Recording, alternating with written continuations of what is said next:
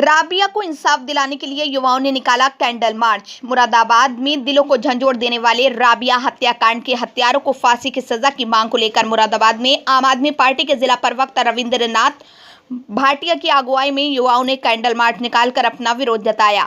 हत्यारों को सख्त से सख्त सजा दिलाने की मांग करते हुए ग्राम मलगद्दा से निकली कैंडल मार्च यात्रा डिडोरी होते हुए डिडोरा जाकर समाप्त हुई। आम आदमी पार्टी के जिला प्रवक्ता रविंद्रनाथ भाटिया ने उत्तर प्रदेश के मुख्यमंत्री योगी आदित्यनाथ से मांग करी है। जब आप कहते हैं कि उत्तर प्रदेश में बेटियां सुरक्षित हैं, तो फिर इतनी बड़ी घटना कैसे हो जाती है और घटना होने के बाद आप हत्यारों को सजा देने में अब तक नाकाम क्यों हैं?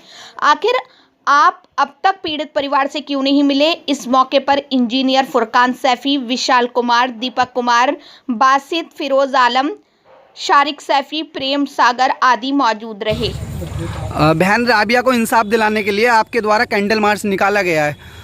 हर बार बहन बेटी के बलात्कार होते हैं और हम कैंडल मार्च तक ही सीमित रह जाते हैं, क्या कहना चाहेंगे? देखिए, एक और अपराध इस देश के अंदर, एक बहन राबिया, एक बेटी राबिया का बलात्कार हुआ, उसके बाद उसकी हत्या हुई।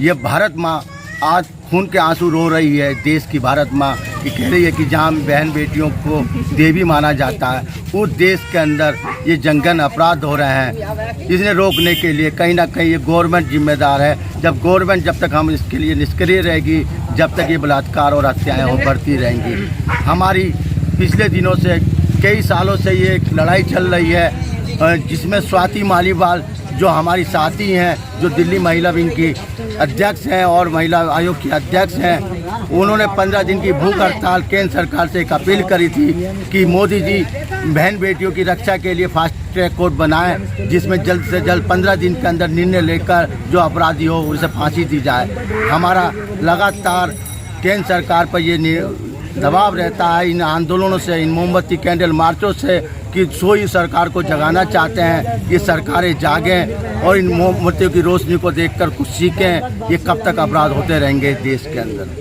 योगी जी उत्तर प्रदेश में बड़े प्रचार प्रसार के साथ कहते हैं कि उत्तर प्रदेश में बहन बेटियां सुरक्षित हैं, फिर भी ये घटनाएं घटती हैं। देखिए, ये बिल्कुल धरातल पे बात बिल्कुल झूठी साबित होती है। आपने पिछले दिनों, कई साल पहले, एक कुलदीप सिंह सेंगर जैसे अपराधी एमएलए जो थे इनकी योगी सरकार के, वो एक अपराध में शामिल थे, बलात्कार के अपराध में शामिल थे, एक महिला के उत्पीड़न, एक बहन के उत्पीड़न में शामिल थे। उन्होंने उसे बचाने के लिए योगी सरकार ने उस पूरे परिवार को ख़त्म कराया। और पिछले दिनों एक हाथरस में भी घटना घटी, जो आपने देखा, जो हिंदू समाज के लिए एकदम निंदनीय बात थी, जिसमें प्रशासन ने, डीएम ने शामिल होकर उस बहन का, उस पीड़िता का रात को 2 बजे अंतिम संस्कार कराया, जो इस देश के लिए बहुत ही निंदनीय काम है। जो देश कहता है, जो प्रदेश कहता है कि हम योगी राज में जी रहे हैं, उसके लिए बहुत ही निंदनीय है कि एक हिंदू की बेटी, एक भारत की बेटी, जिसका अंतिम संस्कार बिना न्याय मिले रात को 2 बजे करा दिया गया। पूछता भारत का नौजवान आज इन्हीं बातों को पूछ रहा है, योगी जी और भारत सरकार ये कब होश में आएगी, कब जागेगी?